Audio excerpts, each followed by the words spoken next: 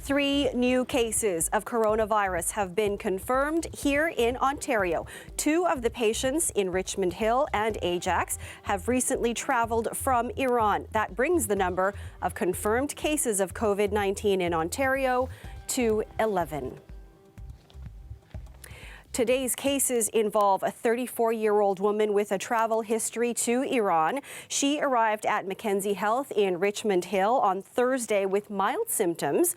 She was released and is now at home. The other case is a 51-year-old woman who arrived from Iran on February 22nd. She went to a hospital in Ajax with symptoms on Friday. Her husband did not travel to Iran, but he did test positive for the virus. They are both now at home. Our Natalie Nanowski has been following this story for us and joins us live. So, Natalie, health officials in York Region making a public plea tonight.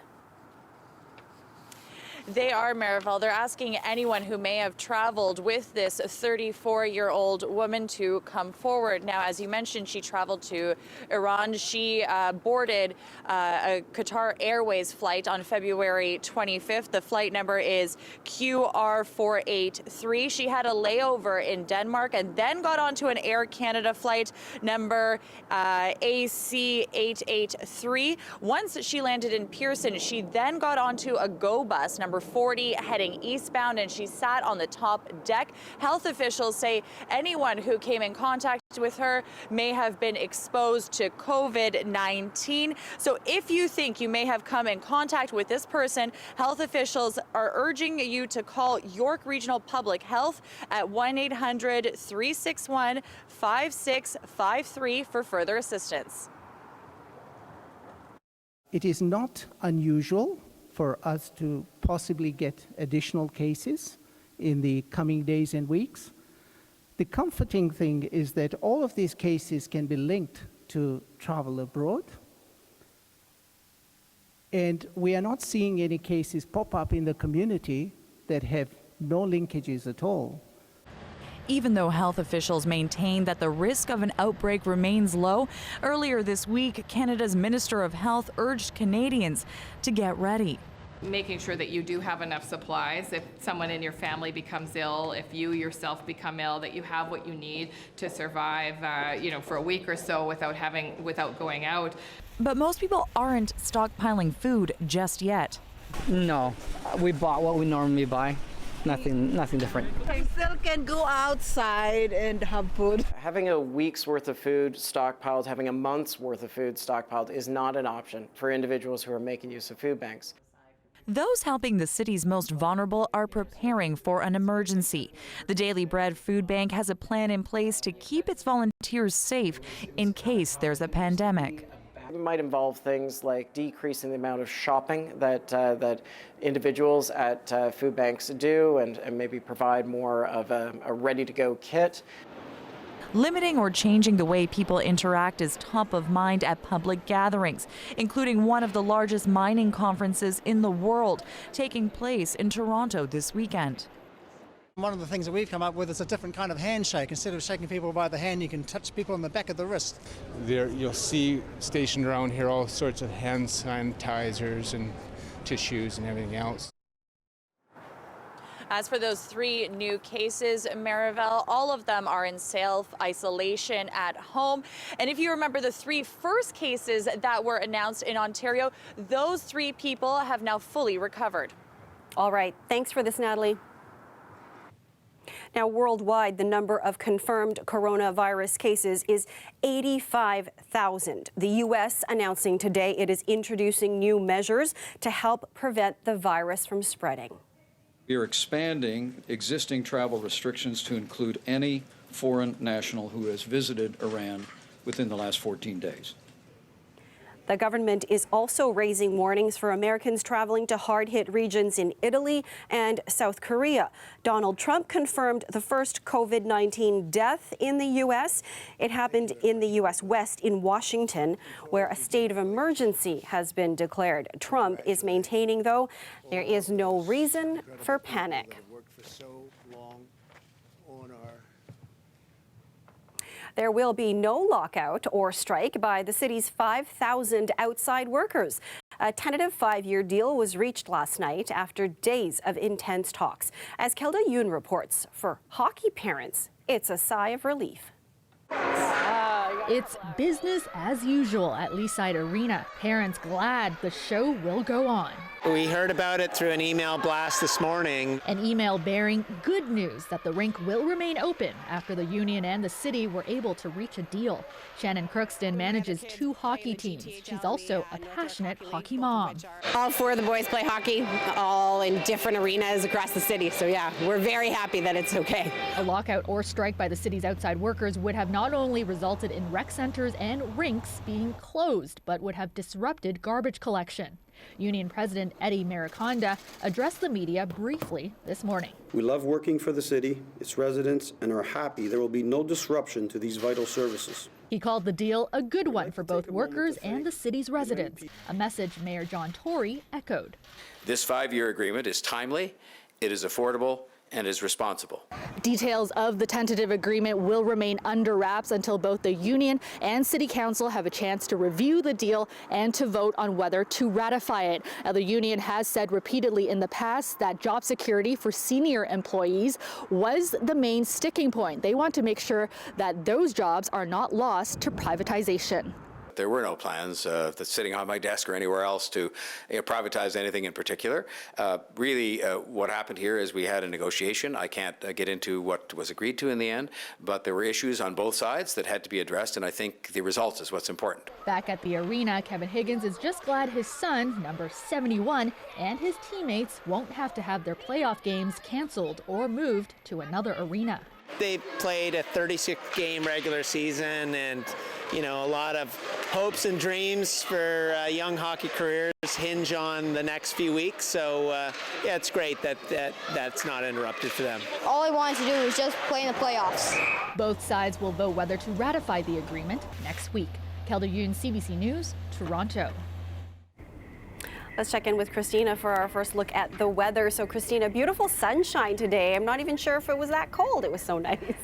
Well, the good news is that we have seen the last of those snow squalls. Nothing like this accumulation that we saw in southern Ontario. And you are correct, Maryville. We are going to be experiencing much better temperatures and dry conditions for the next few days. Heading out tonight, we're looking at -5. Still got to bundle up because it's going to feel like -12. Here's your overnight, -16. Still feeling chilly, but again, we are experiencing dry conditions. Now look what happens here Saturday overnight. A low is coming in. Now this is going to mostly affect northern Ontario. The low is going to just stagger right here by Sault Ste. Marie, and this is going to have some light snowfall fall over northern Ontario. Is not going to be affecting southern Ontario until your Monday morning. Going to get to that in the long ranger, but for now, check out your Sunday, -13, dry skies with that sunshine. And in your afternoon, even better news, -4, sun with a little bit of cloud, but definitely much milder temperatures. You might be even able to get out there and enjoy some sunshine. Toronto, Hamilton, Barrie, and Oshawa, sunny skies for your Sunday, precip coming Monday. That's okay. It's looking better. Thanks, Christina. Absolutely. In British Columbia, the 3rd day of talks between Indigenous Relations ministers from BC and Ottawa and the Wet'suwet'en Hereditary Chiefs is now underway. The meetings were originally to last only 2 days, but Carolyn Bennett and Scott Fraser had also signaled their intentions to stay the course for as long as it takes. Aaron Broman has that story. In the small BC community of Smithers, talks continue behind closed doors, with the goal of resolving a dispute which critics say put Canada's economy on the line. One of Wet'suwet'en's hereditary chiefs gave a sense of what he expected. We want a positive outcome.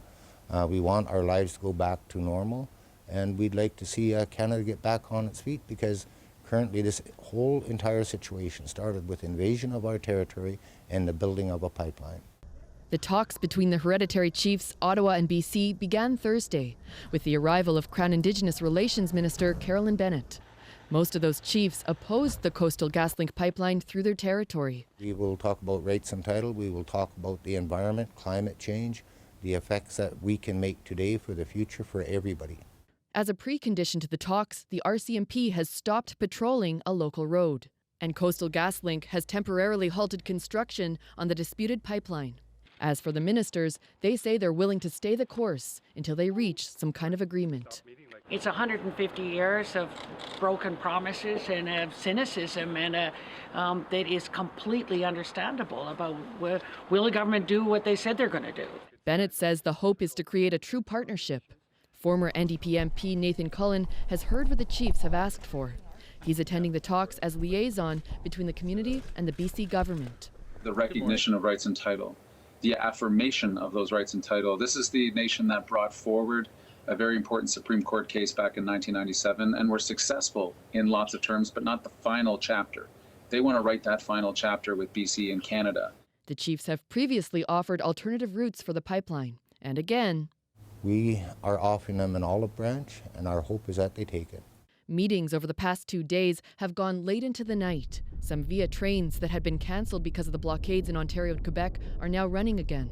But across Canada, many stakeholders have their eyes on Smithers, hoping for a resolution. Aaron Broman, CBC News, Winnipeg. Toronto FC kick off their new season on the road in San Jose today. But here at home, a weekend full of events has been planned. Just inspiring the next generation of players for Canada.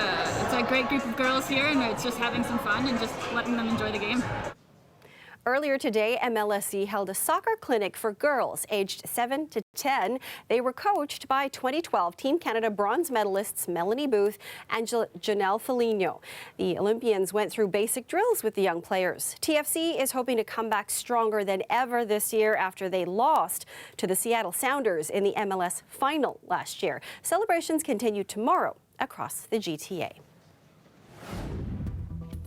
The United States and the Taliban have inked a deal aimed to end the war in Afghanistan. We'll have the details after the break.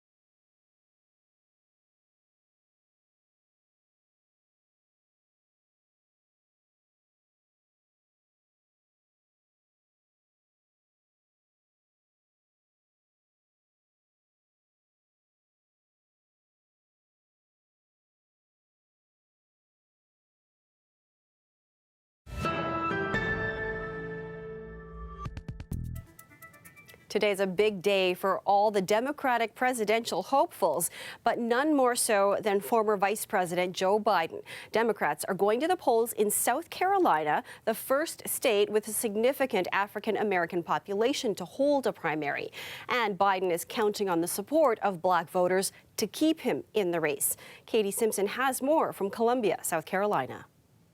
Former Vice President Joe Biden is the candidate with the most on the line here in South Carolina. He's had a really slow start to the nomination race, and if he doesn't put up a big win, it's unlikely that he'll be able to generate the kind of momentum he needs to eventually go on and win the nomination process and become the Democrat to take on President Donald Trump in the general election this fall. Now, Democrats we've been speaking with here in Columbia, in the Capitol, are very keen to talk about strategy. There's a lot of thought behind who they are supporting in this particular primary, and they're very concerned that at the end of the day, the party will not be united and there will not be a strong showing of support when it is time for that vote in the fall. Joe Biden. I really wanted to vote for a woman, but I just felt like we needed a bulwark against Bernie Sanders. I wish that more people liked him because I think he could beat Trump, and that's my main concern right now, is being a strategic voter and not necessarily voting for who's going to be best for our country, but who can get him out of office. One concern that has been raised by some Democrats that we've been speaking with is that there is a wide range of strong moderate candidates, and that's splintering the moderate faction of the Democratic Party. They're concerned that Bernie Sanders will eventually win the nomination, even though he doesn't necessarily represent the views of the majority of the party, because there is that splintering of the moderate candidate base. Katie Simpson, CBC News, Columbia, South Carolina. Police in Greece have fired tear gas to stop migrants from crossing from Turkey. The incident follows Turkey's decision allowing asylum seekers, largely from Syria, to leave. Turkey claims 18,000 have crossed into Europe and that more will follow. Fighting in northern Syria has displaced almost 1 million since December. A small influx into Europe in 2016 ended when Turkey agreed to close its border.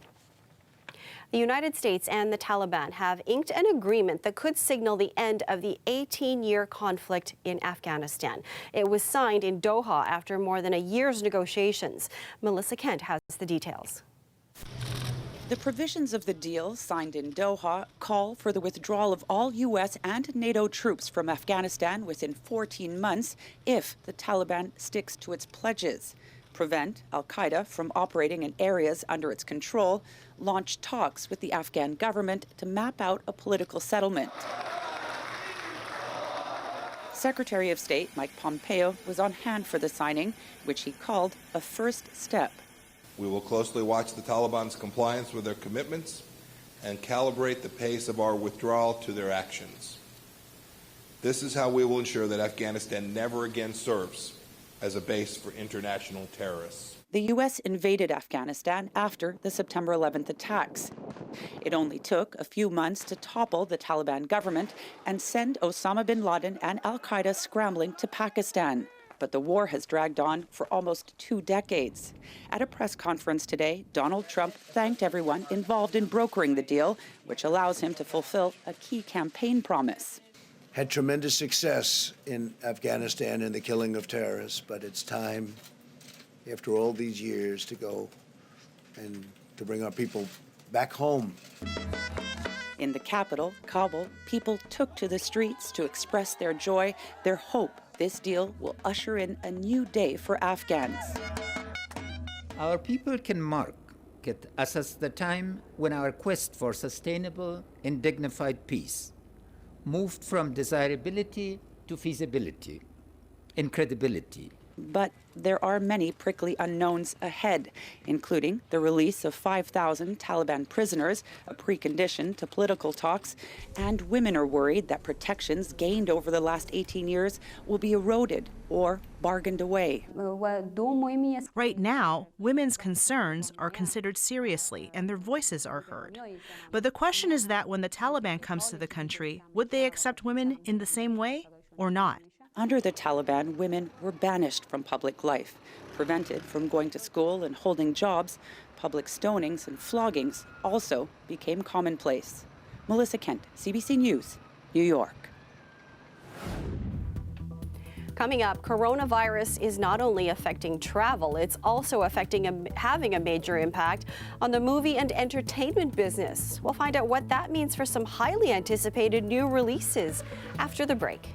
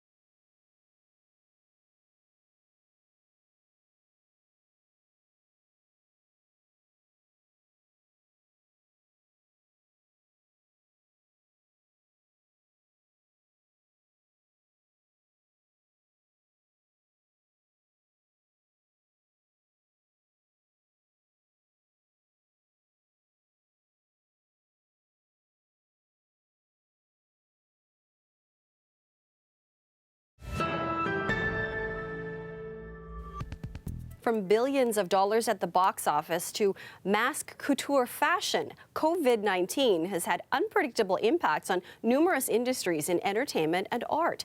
Yelena Adzik explores the ripple effect the virus has had on popular culture.